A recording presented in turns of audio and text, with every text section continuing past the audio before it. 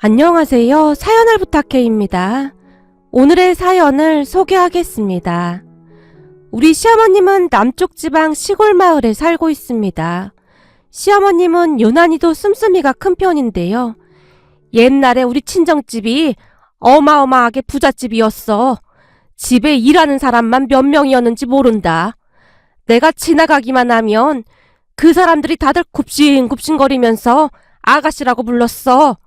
라며 큰 소리를 치곤 했습니다. 부잣집에서 부족함 없이 자랐던 시어머님은 그 시골 마을에서 참 유명했는데요. 시어머님 당신과 동네 사람들이 급이 맞지 않는다며 깔보곤 했습니다. 혹여나 동네 사람들이 잔치 음식을 만들어서 가져다 주더라도 내가 어떤 사람인데 이따위 음식을 먹으라고 하는 거야. 난 필요 없으니까 그만 가져가시오. 라는 막말도 일삼았다고 했으니까요. 그랬으니 시어머님은 동네에 친구가 하나도 없다고 해도 과언이 아닐 정도였어요. 그런 시어머님은 자식들도 명품 옷만 입혀서 키웠다는데요. 잘 들어. 니들은 여기 사람들하고 급이 다르니까 항상 명심해야 해. 비록 지금은 이런 깡촌에 살고 있지만 공부 열심히 해서 무조건 서울로 가야 한다. 니들은 이런 데서 살 사람들이 아니야. 라는 말을 입에 달고 살았다고 합니다. 그 뒤 시어머님은 자식들을 악착같이 공부시켰다는데요. 아주버님은 공부를 아주 잘했었기에 얼마 뒤 서울대에 합격을 했지만 시내에는 공부를 그렇게까지는 잘하는 편이 아니었기에 어찌어찌 공부해서 서울에 있는 여대에 들어갔다고 합니다. 하지만 시어머님은 우리 남편에게는 이상하리만큼 정이 없었다는데요. 우리 남편이 대학에 들어갈 때쯤 시아버님이 돌아가셨다며 혼자 있기 외롭다는 이유로 대학을 집에서 가까운 곳으로 가라고 했답니다. 남편은 시누이보다 공부를 잘했음에도 불구하고 시어머님의 만류로 인해 지방에 있는 대학을 갈 수밖에 없었다고 하네요. 남편은 착한 사람으로 그에 대한 불만을 이야기한 적이 거의 없습니다. 남편과 제가 대학에서 만났기에 남편은 오히려 잘 됐다는 말을 하곤 했거든요. 우리 둘은 대학을 졸업한 후 몇 년 뒤 결혼해서 고향인 이곳에서 잘 살고 있습니다. 제가 지금도 이해가 되지 않는 것이 있는데요. 시어머님은 아주버님과 시누이에게는 한없이 좋은 엄마였지만 우리 남편에게는 정이 거의 없는 그런 분이셨어요. 그럼에도 불구하고 시어머님은 외롭다며 우리를 곁에 두고 싶어 하셨습니다. 가만히 돌이켜 생각해보면 아마도 우리 부부가 제일 만만했기에 그랬던 게 아니었나 싶네요. 물론 아주버님 부부와 시누이 부부는 서울에 살고 있었지만 1년에 한 번 내려올까 말까 했거든요. 시어머님은 그 시골 마을에서 이상하리만큼 명품과 브랜드에 집착을 했는데요. 마치 그러한 것이 본인의 격을 높여준다는 생각을 하는 듯 했으니까요. 남편과 제가 결혼 후 시어머님께 크게 꾸중을 들은 적이 있었어요. 그날은 남편 생일 관련해서 이야기를 하고 싶다고 시어머님께 연락이 왔습니다. 예, 내일 모레가 우리 막둥이 생일인데 생일 선물은 준비했니? 네, 어머님. 생일 선물 벌써 샀습니다. 그래, 뭘로 샀는데? 그이한테 필요한 걸로 사줘야 할 것 같아서 물어봤는데 구두로 사달라고 해서 구두 하나 사뒀어요. 어디서 샀는데? 회사 근처에 수제로 구두 만드는 곳이 있어서 거기서 샀습니다. 뭐? 그런 명품화도 아니고 아무 브랜드도 없는 그런 구두를 샀단 말이냐? 네? 명품이요? 저기 그게 명품은 아닌데 수제화라 나름 괜찮을 거예요. 네가 그래서 안 되는 거다. 우리 큰애 부부는 둘 다 서울대를 나왔잖니. 근데 넌 그까지 지방대를 나와서 그런지 딱 거기까지밖에 생각을 못하는 것 같구나. 네? 이게 지방대 나온 거랑 무슨 상관이 있다고 그런 말씀을 하시는 건지. 그렇잖니. 어디 우리 귀한 아들한테 그런 시장표 구두를 사서 신길 생각을 해. 거기다 지금 그걸 아무렇지도 않게 생각하고 있잖니. 서울대 난 우리 큰며느리랑 비교가 돼도 너무나 많이 되잖니. 우리 큰며느리는 너처럼 그런 생각 자체를 안 한다 그 말이야. 너 같은 지방대 출신들은 잘 모르나 본데 사람들이 명품을 왜 입는지를 알기나 하냐? 그냥 풍기는 이미지 자체가 다르다 그 말이야. 명품이 그 모든 걸 대변하는 거다 그 말이야. 하긴 너 같은 애한테 이런 말 골백 번 해봐야 알아나 듣겠니? 어머님, 명품 좋은 거 저도 잘 알고 있어요. 그치만 사람이 형편대로 살아야 하는 거 아닐까요? 돈도 없는데 빚내서 명품만 걸치고 다니는 건 좀 아닌 것 같은데요? 그이랑 제 월급으로 명품 사서 입고 다니면 남들이 오히려 손가락질할 것 같은데요? 저도 지지 않고 시어머님에게 말대꾸를 했는데요. 사실 결혼 후 얼마 동안은 시어머님의 막말을 그냥 참고 넘기곤 했지만 시간이 지나면 지날수록 시어머님의 막말이 심해졌기에 나중에는 저도 참고만 있진 않았어요. 하지만 시어머님 또한 그냥 넘어가지 않았어요. 제 말에 긴 한숨을 쉬던 시어머님이 다시 가시돋친 말들을 쏟아냈거든요. 이래서 내가 지방대 출신 며느리가 마음에 안 들었던 거야. 그러게 내가 결혼할 여자는 잘 골라와야 한다고 몇 번이나 말을 했는데 어디서 수준 떨어지는 애를 데리고 와서는 사실 니들 결혼한다고 했을 때 내가 반대 많이 했었다. 네, 알고 있습니다. 이제는 꼬박꼬박 말대꾸까지 다 하고 너 지금 나랑 한번 해보자는 거냐? 어머님, 말대꾸가 아니라 전에 어머님이 저한테 그러셨잖아요. 지방대 나오니까 묻는 말에 대답도 잘 못한다고요.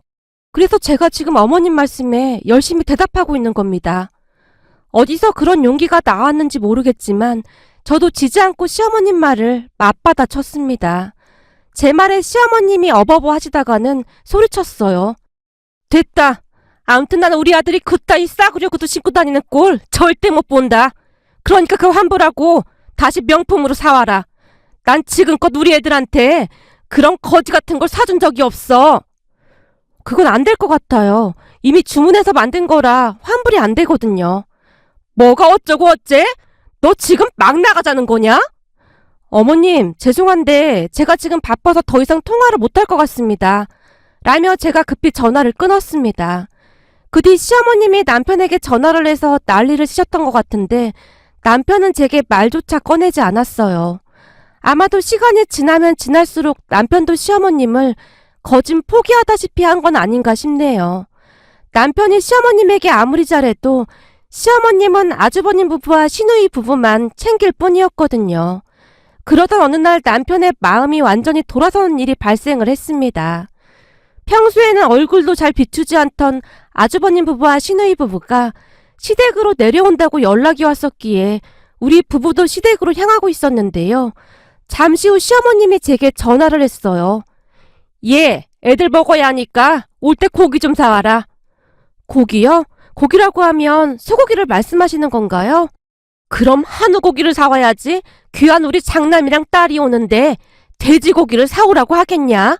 당연히 한우를 사와야지. 네, 알겠습니다. 근데 얼마나 사야 할까요? 그동안 시어머님이 사사건건 시비 아닌 시비를 걸곤 했기에 또다시 시달리고 싶지 않아서 시어머님에게 이것저것 꼼꼼히 물어보고 있었는데요. 넌 대체 혼자 할 수 있는 게 뭐냐? 그런 걸 뭘 다 물어보고 그래. 네가 알아서 많이 사오면 될 거 아냐? 아니, 저번에는 어머님께 안 물어봤다고 화를 내셔서 물어본 겁니다. 됐다. 많이 사와라. 알겠니? 라고 말을 하던 시어머님이 누군가에게 다시 말을 하고 있었어요. 대체 똑바로 하는 게 하나도 없다니까. 이래서 사람은 큰 물에서 놀아야 하는 거야. 지방대를 나와서 그런지 애가 얼마나 띨빵한지 모르겠구나. 그렇죠, 어머님. 동서가 좀 답답하긴 해요. 이래서 사람은 좋은 동네에서 살아야 하는 겁니다. 이 좁아 터진 곳에서 사니까 시야가 좁아 터진 거죠. 그래, 네 말이 맞다. 얼마 전에는 말이다. 지 남편 생일날 선물한다고 어디서 싸구려 구두를 사서 갖다 주지 않았겠니? 그래서 내가 명품으로 사서 주라고 하니까 변명만 주구장창 늘어놓으면서 말대꾸까지 하더구나. 어찌나 꼴보기 싫던지. 진짜 어디서 저런 띨빵이를 데리고 와서는. 어머님, 진정하세요. 그래도 어머님 장남이랑 맏며느리는 서울대 나온 수재잖아요. 그렇구나. 니들이라도 있어서 얼마나 다행인지 모르겠구나. 시어머님이 휴대폰 종료 버튼을 누르지 않았다는 것을 잊은 것인지 형님과 함께 제 뒷담화를 하고 있었어요.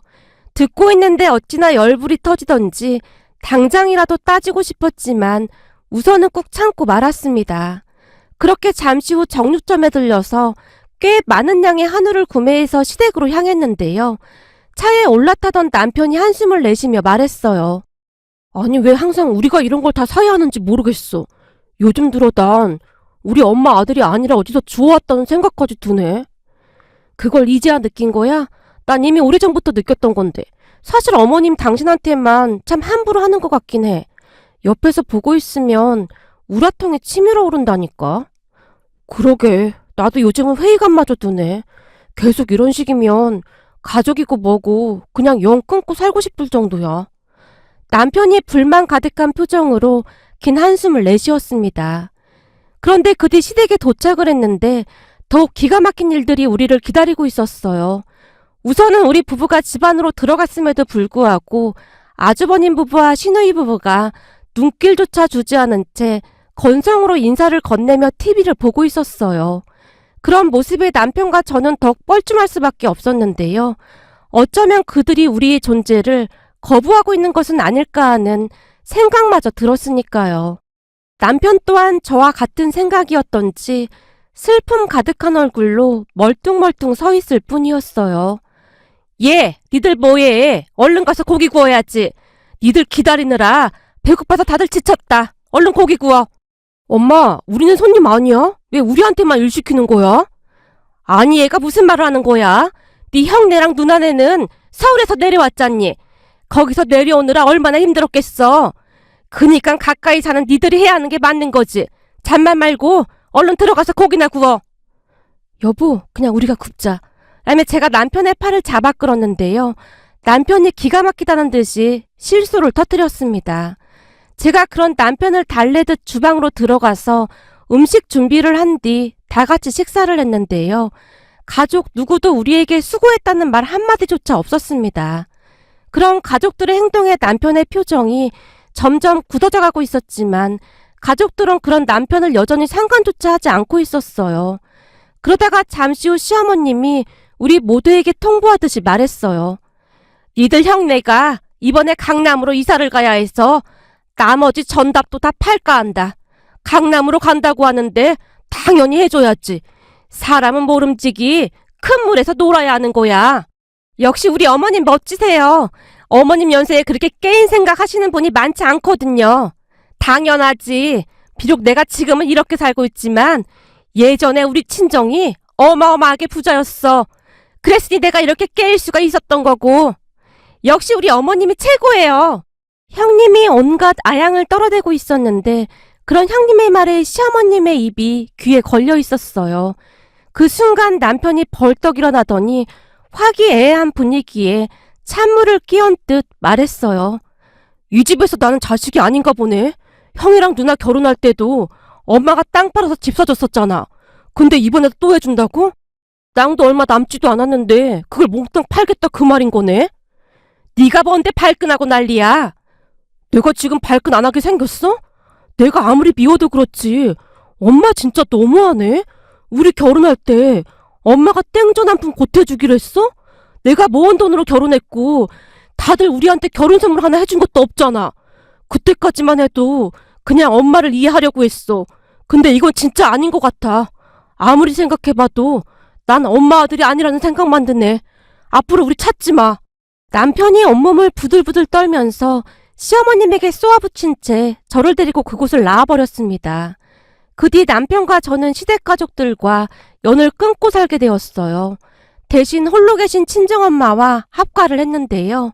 친정엄마 집이 넓기도 했고 제가 임신을 했었기에 아이가 태어나면 엄마가 아이를 돌봐주기로 했거든요.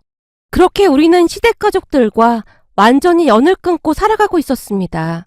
그러던 어느 날 집에서 애를 보고 있던 엄마에게 전화가 걸려왔는데요. 조금 전에 네 시어머니가 찾아왔는데 말이야. 대체 뭐라고 말을 해야 할지 모르겠구나. 뭐? 시어머님이 찾아왔다고? 집은 어떻게 알고 찾아왔대? 그거야, 동네가 워낙 작으니까 물어물어 찾아온 모양인데. 근데 나도 지금 황당해서 어떻게 말을 해야 할지 모르겠는데 말이야. 뭔데 그래? 시어머님이 엄마한테 막말이라도 한 거야? 그런 거라면 차라리 낫게. 그럼 뭔데? 엄마가 계속해서 뜸을 들이고 있었기에 제가 답답하다는 듯이 물었는데요. 그 순간 엄마의 입에서 믿을 수 없는 말들이 쏟아져 나왔습니다. 엄마의 말에 따르면 점심 식사를 한 뒤 우리 아들과 거실에서 놀고 있었다고 하네요. 그런데 잠시 후 초인종이 울려서 확인을 해봤더니 문 밖에 시어머님이 서 있더랍니다. 처음에는 이게 무슨 일인가 싶어 엄마가 어리둥절한 채 인터폰만 바라보고 있었다는데요. 사돈, 확인을 했으면 문을 열어줘야지. 뭐 하고 있는 거요? 아, 네. 잠시만요. 시어머님의 말에 엄마의 몸이 자동으로 움직였고 엄마가 문을 열자마자 시어머님이 집 안으로 들어서더니 우리 아들을 있는 대로 노려보더랍니다. 그러더니만 우리 엄마를 향해 뒤를 돌아보더니 말을 하기 시작했다는데요. 사돈, 우리 때는 연년생으로 애를 참 많이도 키웠잖아요. 그렇죠. 우리 때는 애를 몇 명씩 낳아서 키우기도 했으니까 그런 사람들이 많았죠. 근데 갑자기 찾아오셔서 그건 왜 묻는 겁니까? 내가 와서 보니 사돈이 손주를 아주 잘 키운 것 같네요. 가만히 보니 애 키우는데 소질이 있어 보입니다. 소질이 있긴 무슨 소질이 있겠습니까? 딸이랑 사이가 맞벌이를 하니 최대한 도와주고 싶어서 그런 거죠. 근데 무슨 일이 있으신 건가요? 사돈 안색이 많이 안 좋아 보이네요. 시어머님이 안절부절 못하는 것 같아 보였기에 엄마가 걱정스레 물었다는데요. 엄마의 말을 들은 것인지 못 들은 것인지 시어머님이 급히 주머니에서 휴대폰을 꺼내서는 누군가와 통화를 하더랍니다. 그렇게 곧 다시 초인종이 울렸고 시어머님이 급히 문을 열어줬다는데요. 거기에 시누이가 혼비백산한 채 서 있더랍니다. 그때까지도 무슨 일인가 싶어 넋이 나간 채 엄마가 두 사람을 바라만 보고 있었다고 합니다. 그 순간 시어머님이 시누이가 안고 있던 것을 빼앗다시피 해서 걸어오더니 우리 아들 옆에 내려놓더랍니다.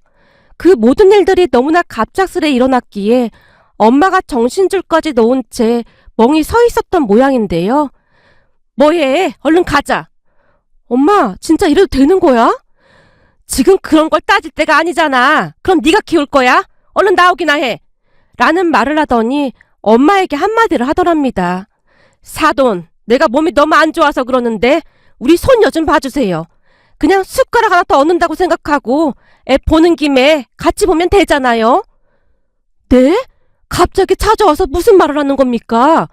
아무튼 잘 좀 부탁드립니다. 라는 말을 하고는 시어머님이 급히 집을 뛰쳐나갔다고 합니다. 그때까지도 엄마는 넋이 반쯤 나가 있었다고 하는데요.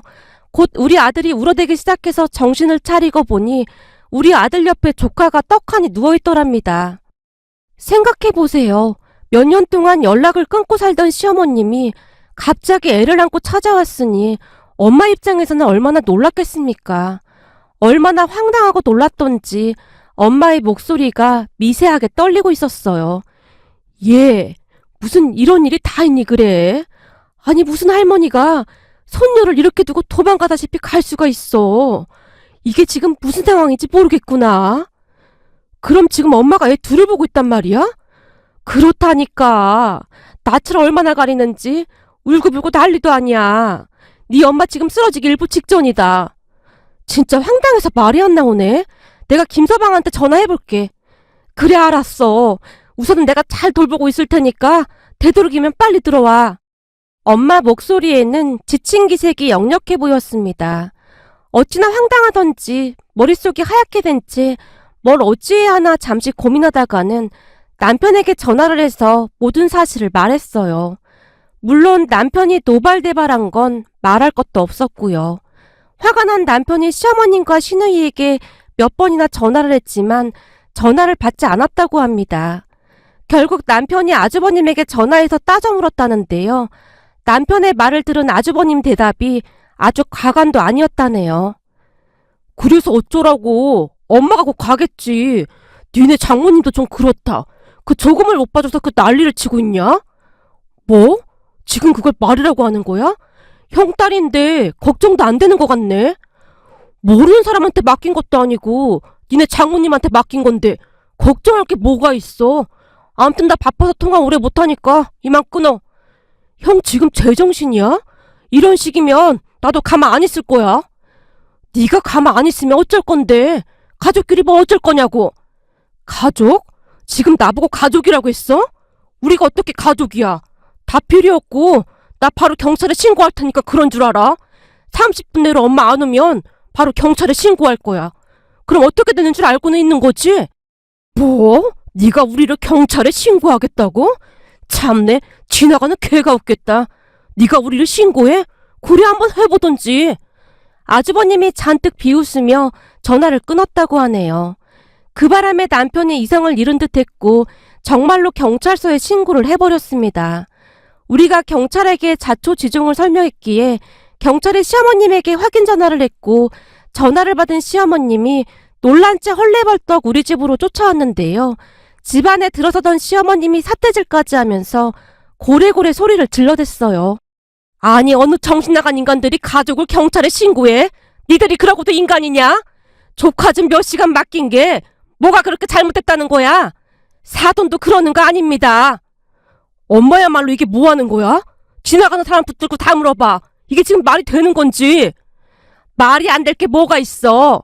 모르는 사람한테 맡긴 것도 아니고 네 장모한테 맡긴 건데 거기다 네 장모가 이미 애를 보고 있는데 하나 더 봐주면 어디가 덧나냐? 엄마 진짜 말이 안 통하는 사람이구나. 됐으니까 얼른 데리고 나가. 남편도 지지 않고 시어머님에게 소리쳤습니다. 그런데 그 순간 시어머님이 갑자기 울먹이더니 진짜로 내가 몸이 안 좋아서 그렇다니까. 그니까 며칠만 봐주면 데리고 갈게. 엄마, 그렇게 힘들면 형이랑 형수한테 말을 해야지.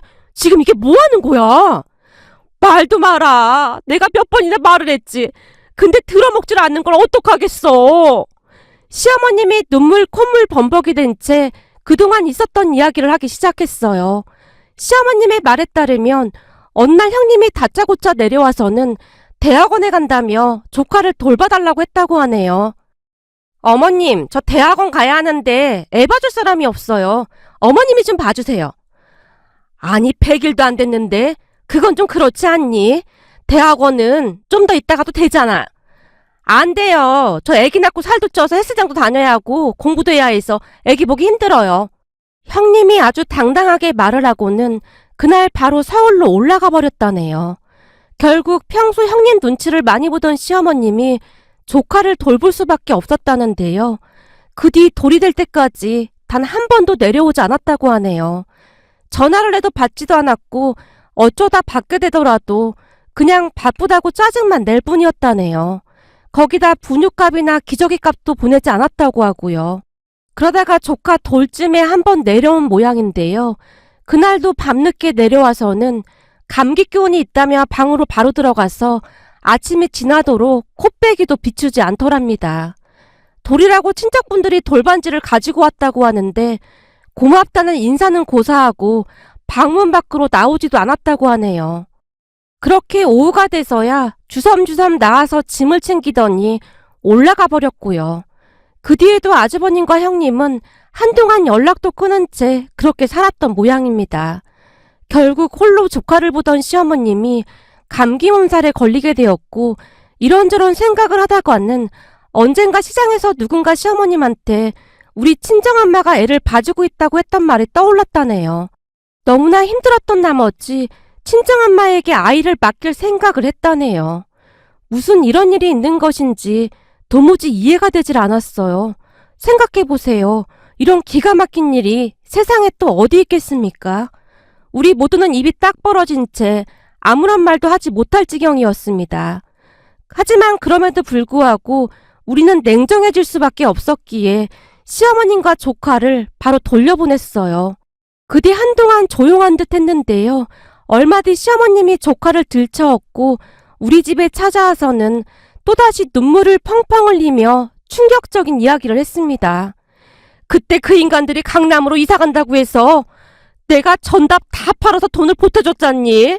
근데 그걸 홀라당 날려먹은 모양이다. 날려먹다니 그건 또 뭔 소리야.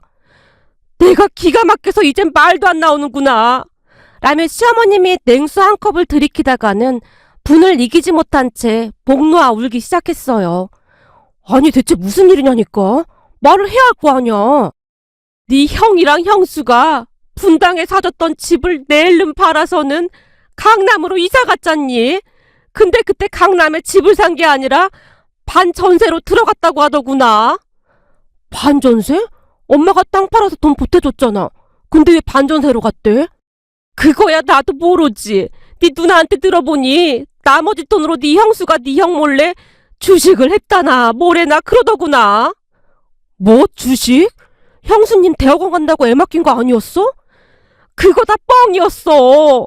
자기가 서울대 경영학과를 나온 천재라며 주식 책이란 책은 죄다 독파했다나 뭐래나 그러면서 강남에 아파트 사는 게 문제가 아니라 주식으로 떼돈 벌어서 강남에 빌딩 살 거라며 미친 듯이 주식을 사더니 그 주식이 상장이 폐지가 됐다나 뭐래나 휴지 조각이 된 것도 있고 엄청 빠져서 반토막이 난 것도 있다고 그러는데 이런 정신 나간 인간이 어디 있겠니 그래?